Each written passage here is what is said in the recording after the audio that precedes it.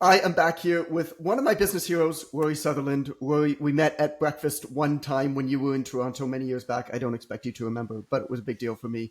I have a question that I've always wanted to ask you that I've never had the opportunity to, which is I want to know more about somebody you knew in university that you called Gramps. Ah, well, what a wonderful opportunity. So he was a mature student at the time. He was studying architecture. He was and is called Ray Fowke, currently lives in Oxford. And he was an extraordinary influence on me because he was pretty much the only mature student. He was in the year below me, technically, although he was at the time 45 years old, I think, if I'm right, maybe 43, and was a parent. And absurdly, we Right. called him Gramps because we were all in our 20s, in our early 20s. And he was unusual for a student. I mean, owning a vintage, or rather, yeah, a vintage Bentley was a slightly unusual thing for a student to do. And also having student rooms which contained Suemar and Ruhlmann furniture from Paris in the 1920s and 30s. That was also unusual. But more than that, he was a fantastically interesting man.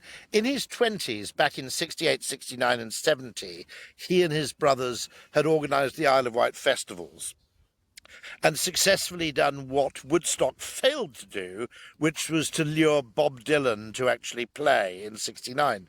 It was one of those things where it Interesting. started as an attempt to fund a local swimming pool.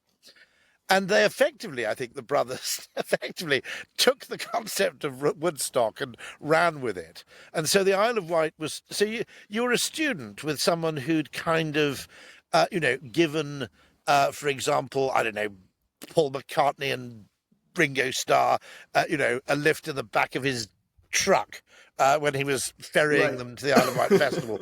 So he had extraordinary experience in the music industry, brilliantly eclectic taste. I mean, in a way in which he was a complete role model to me, was that in everything from art and architecture, obviously, and Art Deco furniture, again, obviously, but it also in music. He had Mm-hmm. completely. Most people, I think, make the mistake of in music of kind of narrowing in on a genre or at least very rapidly rejecting certain genre. And the most Yeah. typically the first to go are metal, country and western, possibly punk, okay, or Right. folk. And I think Ray was the person who taught me the critical lesson that this is a terrible thing to do and that the best of anything is worthy of attention and worthy of note. But I still see Mm. Ray occasionally, and I'd like to see him much more than I do. But he's an absolutely critical influence on me. One of the sort of, other than my parents and immediate family and wife and so on, he's he's undoubtedly one of the five people who had the biggest eye-opening effect on me, to a point where, by the way, I think that I actually think that 20% of university places should be reserved for older students. Because you learn at university, you learn more Interesting. from your peer group, really, than you do from the academic staff in most respects. Or at least the broader educative effect is much more horizontal than it is vertical. There's a very interesting article by a guy at Princeton called, I think it called Kahn, I think, who's quite left wing, but he makes this interesting case, which he says, I don't like making this case, but I think it's true, which is that the legacy students, even though I kind of hate them, are important because part of the value of attending an Ivy League university is that you get to mingle with, exposure to, and indeed the opportunity to profit from the networks of kind of established old America, you see. And so he Right. said, every instinct in my body hates the idea of these legacy places at Ivy League universities, but it's probably part of the value. If you see what I mean, if you make the thing entirely meritocratic, I mean, for the same reason, by the way, we obviously grant people sports scholarships, arts, drama scholarships. To what you might call part of the value of that is simply to broaden the interest of the student base.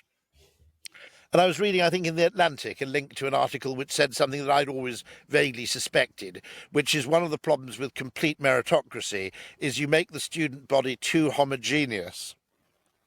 And Mm-hmm. actually, the real value of I mean, by the way, I can't even remotely claim to be poor or disadvantaged, but I came from a fairly rural part of the country, okay? An exposure to urban sophisticates and the odd old Etonian was just useful. I mean, even if you don't like them, you can observe them and see how it works, okay? And so, there's a much wider argument for diversity. It's a pity in a way that diversity has become entirely focused on questions of kind of, ethnicity and gender, when there's actually a much wider question to be asked, which is whether in a workplace or a student body, there's simply a value to complementarity. Yes. One of the things that you mentioned was that Gramps, that this man Ray Mm. introduced you to architecture. Your house, I'm not sure if it's the house you're in now, but the Yes, it house is. Yeah, that you yeah. I can owned, probably. There we go. I can it probably. was There we, I don't know if you can see it, but there we are. beautiful, and that was built Um, by a famous architect, wasn't it? Yeah, no, it's one of my kind of weird mysteries, which is that you pay an enormous premium for art according to the artist and the creator. I mean, Mm-hmm. literally a factor of tens of millions, at the most extreme cases. And yet, architecture is the cheapest form of art that you can buy because the Yeah. premium you pay for an architect-designed house over an equivalent property nearby is very, very small. And I feel Mm-hmm. sorry for architects for that reason, because it seems to me that they aren't the value they create in terms of just actual aesthetic experience, along with obviously, the quality of the design of the building, doesn't seem to get adequately recognised because it makes a And so difference. this it makes a There are, big by the way, difference, I'm and this is delighted to one of the say, things in terms of how figuring out how to like live a better life that I've taken Mm. from your work. I mean, away from advertising, away from selling stuff, is how do we maximize the utility of the thing that we're using? And Well, your example, you say, it's better to live in the second best seaside town than the best yes, seaside town, right? yes, because one thing you've got to remember is the rich are not very imaginative and they're highly self-referential. And Mm-hmm. so a lot of the gains to wealth effectively get eradicated in a zero-sum competitive game because they're, in the case of the UK, it'd be Salcombe and Devon. You know exactly the places in the US. I mean, the US has an advantage actually in that there are quite a lot of rich enclaves. I mean, I suppose the most extreme one would be, I mean, what would we have? Aspen would be one, where Yeah. someone complained that they said the billionaires are driving out the millionaires. But there are actually rather nice places to be very rich in the US, like Santa Fe, New Mexico, or somewhere. And then, there are attractive coastal towns and so on. But one of the That is dangers amazing. is So that I'm in Canada, so we're somewhat yeah, yeah. similar to you, Very, but yeah, yeah, interesting. But the sort of homophily of the rich actually is to some extent, of course, self-eradicating. And it manifests itself with things like yacht ownership, where you get more and more obsessed with a larger and larger yacht, even though yacht brokers I've spoken to say that this is it's actually a negative sum game because arguably you end up having more fun from a small boat than you do from a big one. yeah, And so gaming the system is interesting. So one of the things I always suggest, if you want to maximize the utility of your wealth, okay, is not only looking for things you like in a house, but looking for things that other people don't like that you don't care about. Now, interestingly, yes. I was late because I was coming back from a hospital appointment, and on the way back, my wife and I drove through a nearby town, which is incredibly beautiful, but is apparently kind of unbelievably drunken on a Saturday night. And I jokingly Okay. said, to be absolutely honest, I'm not that bothered. I mean, a classic example of this would be, okay, if you're being shrewd, buy a house. If you like pubs and you're not bothered by noise and you don't go to bed early, buy a house next to a pub. Because everybody else hates that. I mean, 90% of people hate it. It devalues it by 20-25%. But if you've got a different kind of mindset, that's not a bug, that's a feature. Yeah. I knew someone who lived next to a pub where they could ring them up and get them to hand pints over the garden fence, okay? you know, so, one of the things I think that would make the property market much more efficient would be if property real estate agents were forced to list negatives. And then Interesting. people like me my children are in their 20s. I don't care about the local schools, okay? They can be a crack den for all I care, okay? So I don't care about the local schools. I like trains, so I'm not remotely bothered about being next to a railway line. I'm not bothered by late night noise at all because I go to bed Mm. late. There are about 8 features that would drive other people insane that either don't bother me or would be a positive benefit. And so finding what those are always strikes. It's probably true also in romantic partners actually as well. If you want to maximise your value on the dating market, I'll tell you a story about this because I had a friend who was British who had a fantastic romantic time in New York because as a Okay. Brit he found the Brooklyn accent really sexy. Okay. Now, similarly, Okay. if you are a Brit, we find Americans, Yankees generally don't, but Brits find Southern and Texan accents very, very attractive. In the same way that a lot of Americans find British accents attractive. So, Right. if you are being completely logical as a good game theorist in the United States, you'd either go to New York and, try and find the nearest person from Alabama, or you just go straight to Alabama. Right. Well, I think about this. I mean, we take advantage of this when we travel, and I got this from you. There was something you said, and I think it might have been in the Wiki Man in one of your books from Mm. your earliest book, which I think is fabulous. I've recommended that book to probably 100 people, but it you talk about the how fancy, expensive hotels are expensive to stay at, but they're not expensive to visit. No, The a cup of tea is much cheaper, and so what we do, we live in Mexico in the winters, and we very live shrewd. in a You're small town snowbirds. in Mexico Perfect, perfect. Yeah, absolutely. because Canada, but we don't. We live in a real town in Mexico, and then every time we want a fancy So adult thing, presumably during we COVID, you had to freeze your asses off, did you? Because I understood there was this. no, we went there. We Oh, you went went there there and we kept extending our stay. Is what we because there was did. this Canadian problem with people who migrate through by RV. They spend the summer in Canada in an RV, Yeah, and then migrate down to Arizona or Florida or whatever in the winter. yeah. And those people are, of course, trapped above the 49th parallel, unable to leave, and their They couldn't get there. RVs were not adequately winterized, and these people were possibly quite elderly in some cases. Yeah. So I understand there was a kind of migration problem. But no, I mean, by the way, I mean, Mexico is very shrewd, I think. I bet you can find a place in Mexico which is utter paradise, with just a little Completely. bit of creativity and investigation.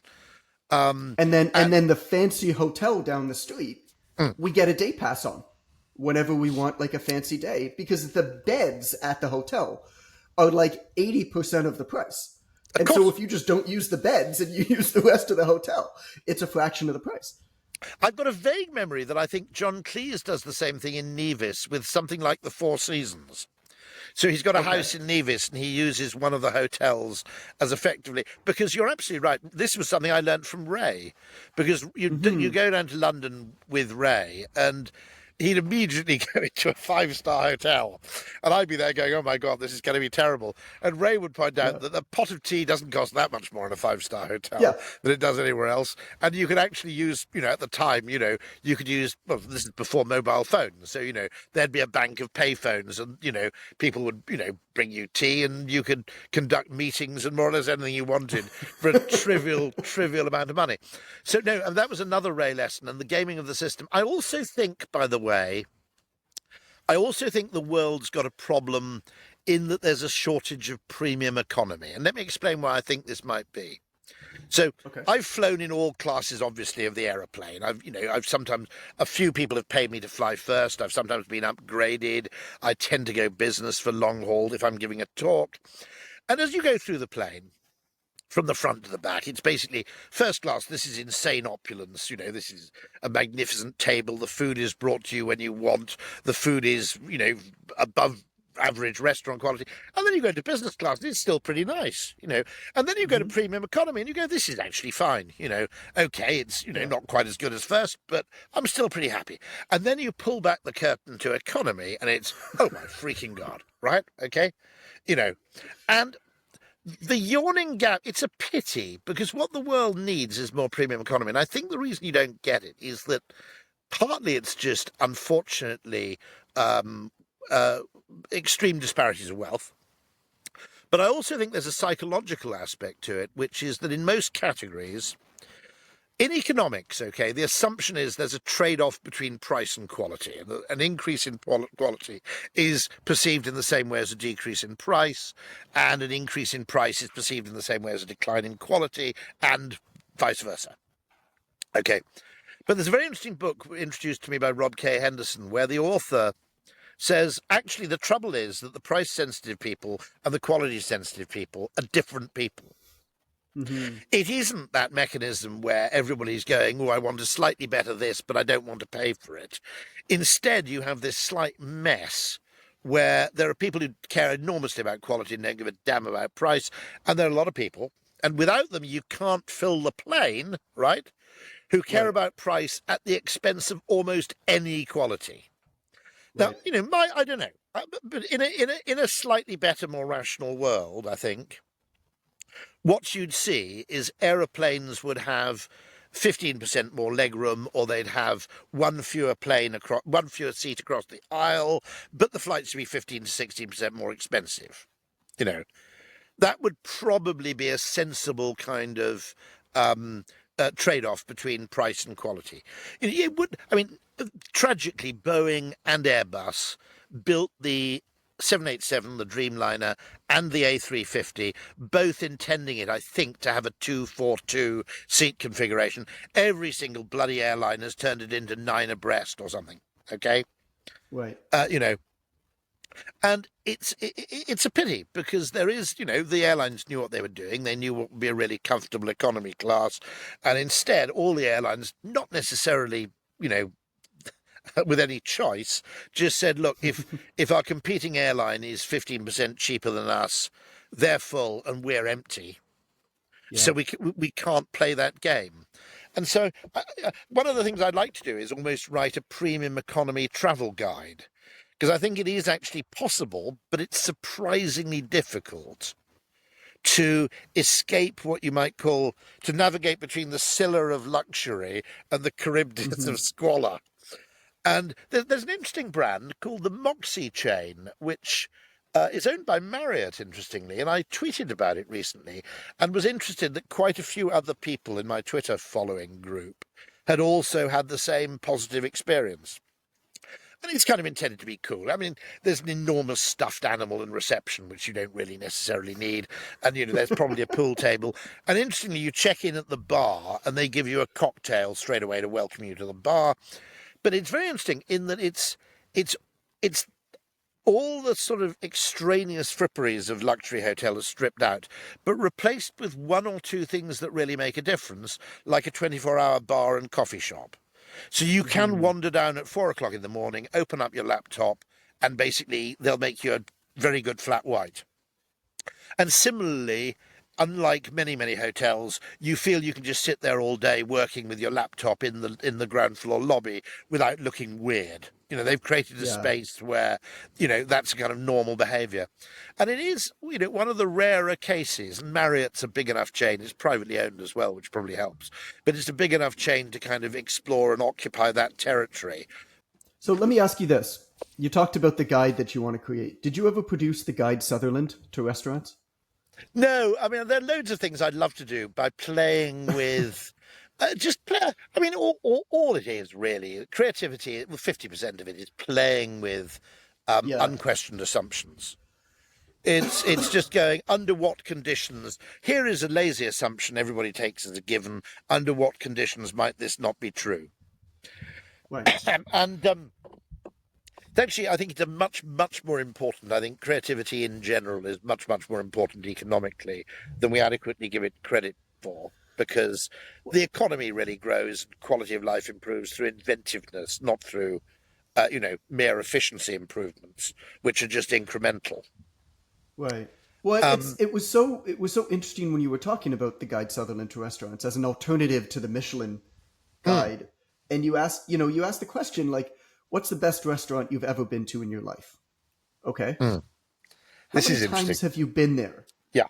Okay, now how many times have you eaten at McDonald's? No, So which it's business would very you rather interesting in that own? the best restaurant you've ever been to, and this is true of all the world's best restaurants, are almost by definition, and this is why places which people only want to go to once. Yeah, Because if you had the budget and the inclination to do it again, you'd want to go to a different best restaurant. right. And so it does raise the interesting sort of ergodicity question about there are restaurants that are magnificent once, and there are restaurants which you enjoy going back to. And it seems a Or the very different restaurants that are equation. magnificent are a pain in the ass most of the time. Yes, absolutely. Yeah. And you wouldn't want to go through that. I mean, you wouldn't want to go through. It's very interesting, by the way. You know, in a way, I think, if you, for a lot of people now, if you look at a restaurant through the window and you see tablecloths, it's a Yes. turn-off. Yep. Now, in my parents' generation, in my childhood, the tablecloth was kind of the mark of the ironed white tablecloth was the mark of a fine dining establishment. And now it almost signifies this is going to be really time consuming and a kind of pain in the ass. I remember asking the question, which is a weird one, which is what's the difference between a cafe and a restaurant? And I Okay. came to the conclusion it boils down to the obligation when you step through the door. In that in a cafe, you're free to eat. You can order chips in a cafe, you can order a full meal, but you have no obligation to order anything more substantial than a cup of tea or a cup of coffee or even a glass of water. Or a Okay. Coke. That's a cafe. And so a cafe is scalable. You go in and then you decide how big an event you want to make the thing. Whereas a restaurant involves a degree of commitment as soon as you walk in. And it always struck me that if you could find for various ethnic cuisines like Indian food, and maybe Dishoom in London is actually getting closer to this, if you could find a way to actually offer that food, but in a cafe environment of low obligation, rather than the restaurant obligation, which is, okay, this is going to take 2.5 hours. I can't sit here and use my laptop and Yeah. um, and it's going to cost $75. Okay, if you can manage to find a way to escape that, that's not to say people won't spend the $50 or $75. Just to avoid the feeling that the second you walk through the door, effectively, it's a theatre from which you. There's a wonderful Amazon phrase which I really recommend, which is called a two-way door. Okay. Okay, and Amazon uses it as a kind of shorthand in their decision making. Which is if somebody suggests trying something and they say, well, I don't know, there's this and there's that, someone will occasionally say, look, this is a two-way door. You try it, it doesn't work, you stop doing it. It doesn't cost us much. The potential upside's big, the potential downside's trivial. Okay, there's a huge asymmetry of outcome. If it's a two-way door, don't argue it to death, just go and do it. Now, interestingly, Yep. apparently Amazon Web Services arose from that phrase, which is the Yep. case that had been made wasn't particularly strong. But someone said, look, we've got to have a load of server capacity anyway because we're Amazon. If we can get other people to buy it from us at a profit, hey, fine and dandy, it's an incremental revenue stream, okay? And if we can't, well, what have we lost? We've had to buy all this server stuff anyway, okay? Yep. It's not like we can skimp on bandwidth, right? And so, again, that, which is the most profitable part of Amazon, arose from that phrase. And it's a useful thing, which is, the distinction between a cafe and a restaurant.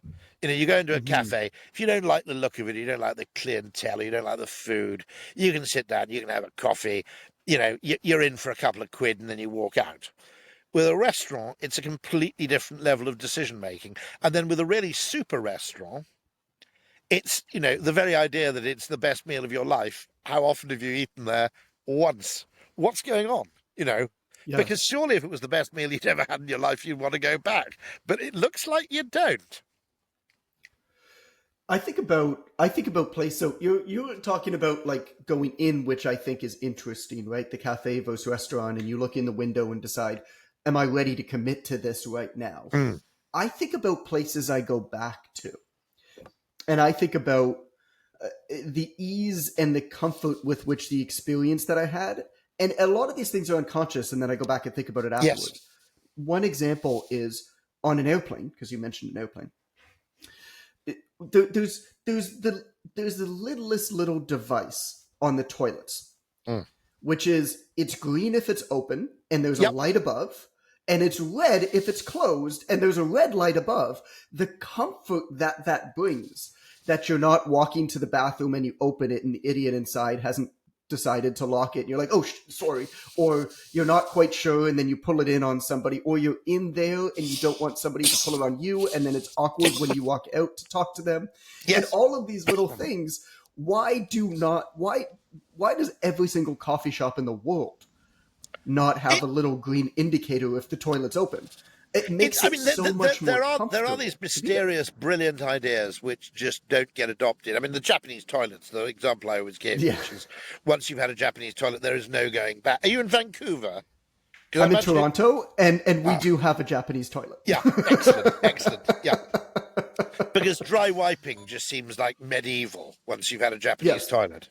And what's even stranger is we ridicule them. I mean, why would you ridicule a culture which has clearly superior sanitary equipment? Makes no sense, you know? And but in the same way, no, I mean, those little ideas that reduce repeated friction and anxiety. Yeah. I mean, one of the most, I mean, if I were actually in government, I'd have a minister of horizontal surfaces, because the value of and the pleasure of time, of waiting, the economic value as well is not negligible when you have a place where you can put something down, okay? Whether it's a cup of coffee, a laptop, or whatever. Now, the Victorians, okay, if the laptop had been invented in Victorian England, they would have come up with extraordinary... I'm giving this talk from the only folding garden chair I can find. They no longer make them. It's manufactured by a company called Trespass, which has a folding table, okay? Okay. So it has a laptop swivel table, so you can sit in the garden, you can use a laptop, you can put coffee on it, you can put drinks on it, you can eat on it, okay? Now, every fucking garden chair should have a folding table which swivels round, okay? Every toilet in a coffee shop should have a little green light or a red light. And I think it's because a lot of these good ideas... I've got a friend Douglas McWilliams, who is the chief economist for IBM, and he said, the trouble is with network ideas, and I'll explain what that is in a second, is they take a long time to reach critical mass. So it's rather like we could probably design a couple of extra functions for rear car lights, which conveyed information like thank you. You know, people do that in Britain. They use the hazard warning lights. Sort of 2 or 3 flashes of the hazard warning light means thanks for letting me in at that junction, or, you know, that kind of thing. But 4 or 5 mean piss off. Right? How do you know? We haven't reached that level of subtlety yet. That could be... I mean, the horn is the principal means, I suppose, of expressing anger. But actually establishing, if you like, it's a bit like establishing a new word. It's just very difficult to do. Because it requires adoption to deliver value. And it's a bit like the first fax machine, okay? Funnily enough, my friend Ray, just to revert to the beginning of this conversation, he, back in the 1970s, when he was doing music promotion, had a fax machine in the 70s. He had one in London and one in an office in Los Angeles. And I don't think he could remember sending a fax to anybody else. Now, the fax was actually invented... Will you believe this? The fax was actually kind of invented in the 19th century. They had a rudimentary and very slow facsimile machine that existed.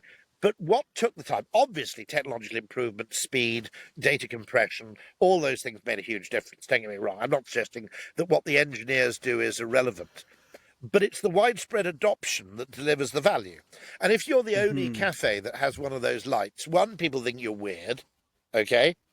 So the first people to do it get thought of as weird. Then people don't fully understand it necessarily, unless the signage is made very explicit. And then, of course, you know, it means that when you install the thing, it requires an extra degree of wiring, and lock manufacturers have to come on board. And so an awful lot of progress, I think, is just stalled by coordination problems. I mean, interestingly, there is an interesting argument here, and I've written about this and spoken about this. There's an interesting argument for government-licensed monopolies to get technologies off the ground. Now, okay, if you want a really dodgy one, okay, that was the British East India Company, okay?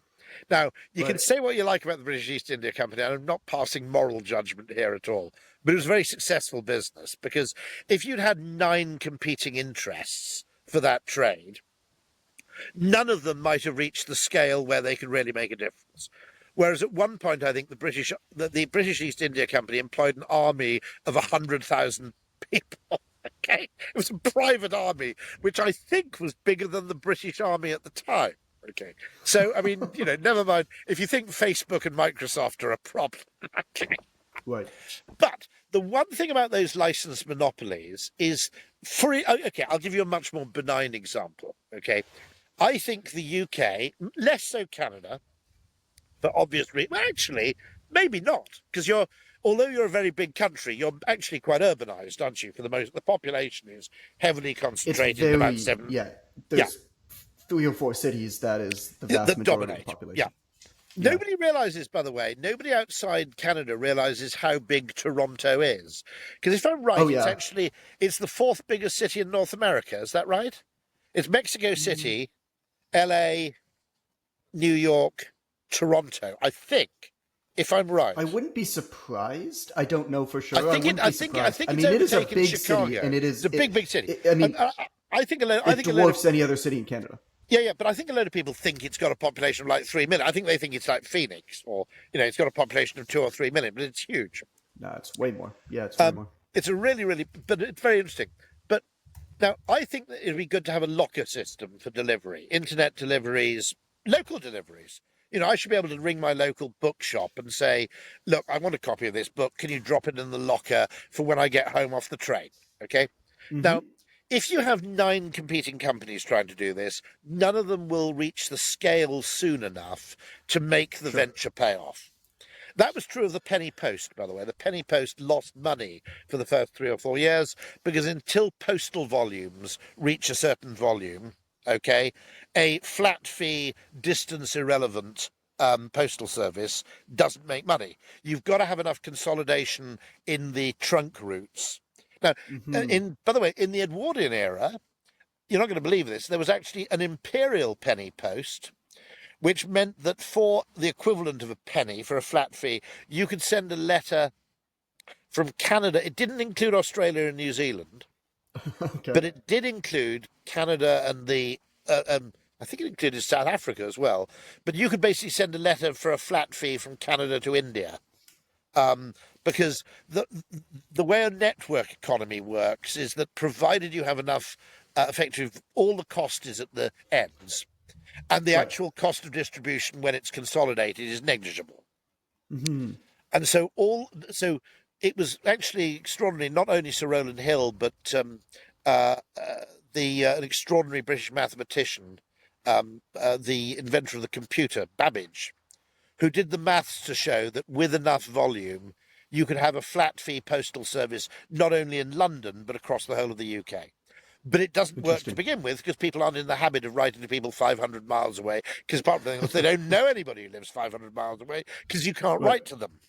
So you have a catch-22 situation. And so the monopoly overcomes that catch-22 problem at the beginning and allows the thing to survive for long enough to deliver its value.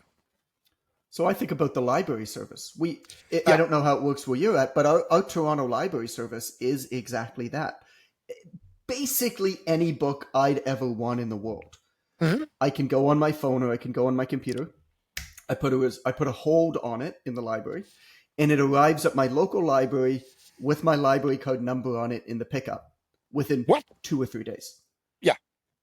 It's wonderful. Yeah. It's wonderful. And but it only works because there's one library system across the whole city. And exactly to your point, it's the last mile logistics that's the hard part. But if they know that a truck is going to every library every day, it becomes much easier to get all of the books to a central place, probably, right? That are because I think as far as e-commerce goes, I think the last mile to the home for all e-commerce. Well, you might argue you can go one of 2 ways. You can either go the Japanese Tokyo way, where you have black cat distribution, where friends of mine who lived in Japan would buy something from a department store and just say, deliver it to my home between 7 and 9 this evening.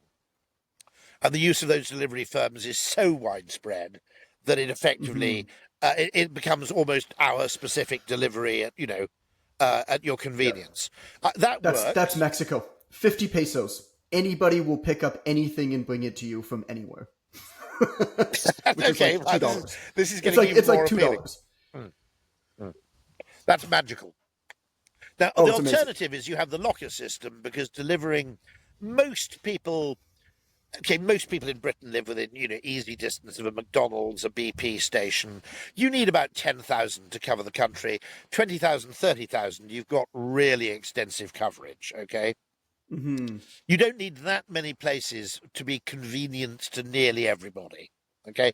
Yep, Right. okay, they're rural people, that's different, but leave those people out. It's a very Pareto distribution. And, my view is that actually delivering to 20,000 places is really, really easy. As with the Toronto library system, it's delivering to Yeah. 20 million households, or in Britain, 25 million households. That's where it gets really difficult. I have a quote that I've always wanted to hear from you talk about a little bit more.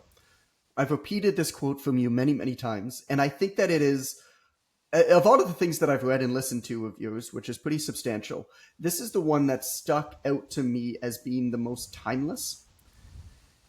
Go And on. it's from 2011. Yeah. So the quote is: the most interesting shit that's happening in any field is not in any field. It's actually in the interplay between different fields. Yeah, I'm probably not the first person to say that. I'm flattered as I am. I'm sure, Well, this is that. your quote. I don't know if the idea originated with you. Yeah, no, but undoubtedly, I think there's a lot of truth in the fact that what you might call sort of lateral inspiration. It's not Yeah. trying to progress the field in the metrics that the field has become obsessed with and perhaps overinvested in. It's instead drawing inspiration from something else, some adjacent Hmm. field. How do you And feel like this it's one relates of to one of the artificial reasons why intelligence then? I really worry about. I do worry about our education system, which obsesses about specialization. Hmm.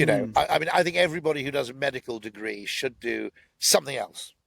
You know, I mean, maybe it's something that's adjacent. I'm not suggesting they should do contemporary dance necessarily. I mean, although who knows? I mean, that's But another point, maybe which is who Arnold, knows. Arnold Schwarzenegger took ballet. That's how he became so good at bodybuilding. I mean, I'm just I saying. didn't know that. I didn't know that, and that is absolutely fantastic to know. Yeah, yeah. I could show you a picture. That would be alarming, but interesting. My goodness, yeah. So, so maybe it is contemporary dance. But one of the things that does bother me is there's a great book by Gillian Tett, an FT journalist, called The Silo Effect, and she makes the point that silos and specialisms are highly valuable, but they also bring fairly spectacular problems. In Hmm. that, in particular, sort of, I suppose, self-referential measures of success tend to emerge in silos. And you could say that, of course, with, for example, academia is now suffering from this whole sort of publishing competition. Yeah. This, now, to be honest, an academic can be a great academic publishing only one paper every 10 years, if it's a good enough paper. But sort of citation wars and metrics, um, they're bad in a way, not necessarily just because they are bad, and in many cases, they don't capture the full subtlety of what's going on, but they're also bad in a different way in that they homogenize what's going on. And so, Hmm. for example, the function of peer review is perhaps dangerously ingrown, in that, it slightly worries me that as an academic in one field, you could produce something which was spectacularly valuable to a different discipline. Okay. The contribution that physics might be able to make to economics, for example, but it would do you absolutely no career credit whatsoever. That Right. does worry me that we've created a kind of careerist ladder, which essentially sort of, I think, separates sources of inspiration from each other.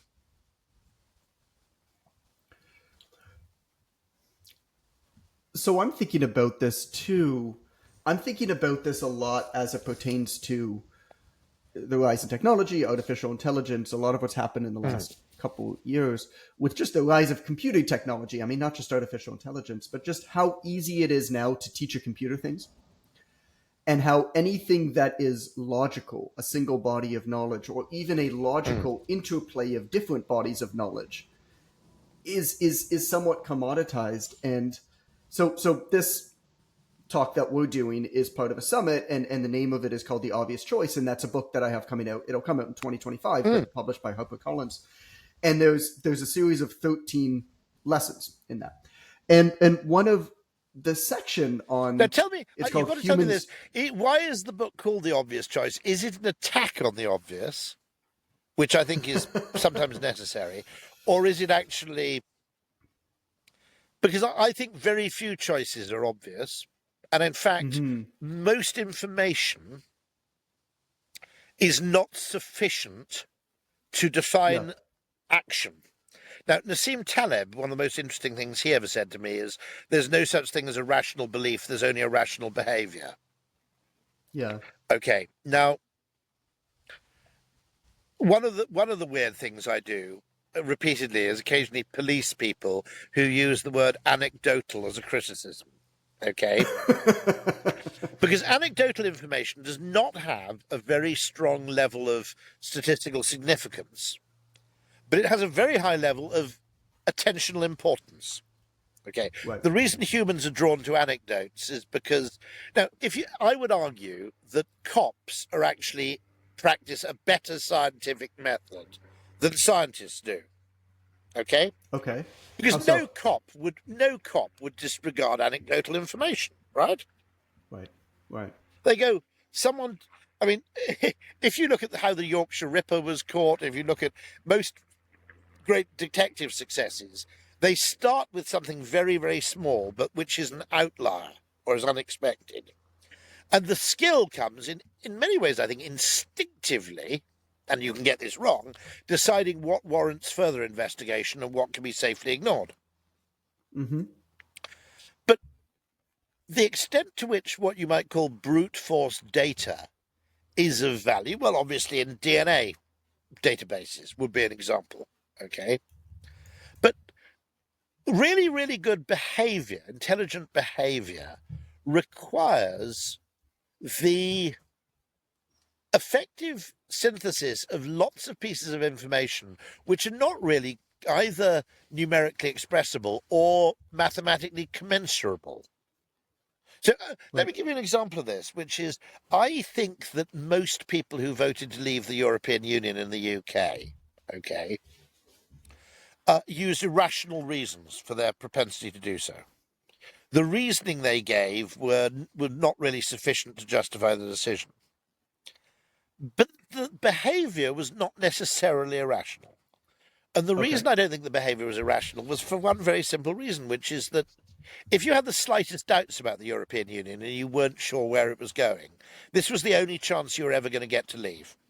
It Yeah. was never going to happen again because it was a freak concatenation of circumstances which meant that a referendum had been promised, okay, Yeah. to placate a minority party. Okay. However, those circumstances will never be replayed, in particular because the majority of people in positions of governmental power, you know, have an unhealthy infatuation with an almost pervy um, uh, attraction to the European Union as a future system of, you know, international coordination. Amber here. Thanks for listening to this episode with Rory Sutherland, who founded the behavioral science practice at the Ogilvy Group, which is one of the largest advertising agencies in the world. He's also the author of one of our absolute favorite books, Alchemy: The Power of Ideas That Don't Make Sense. This episode ends as Rory is telling a story, but the recording stopped uploading at this point. We didn't want you to miss out on all of the wonderful insights Rory had to share, so we included what did get recorded. We hope you enjoyed this episode, and thanks again for listening. We'll catch you next week.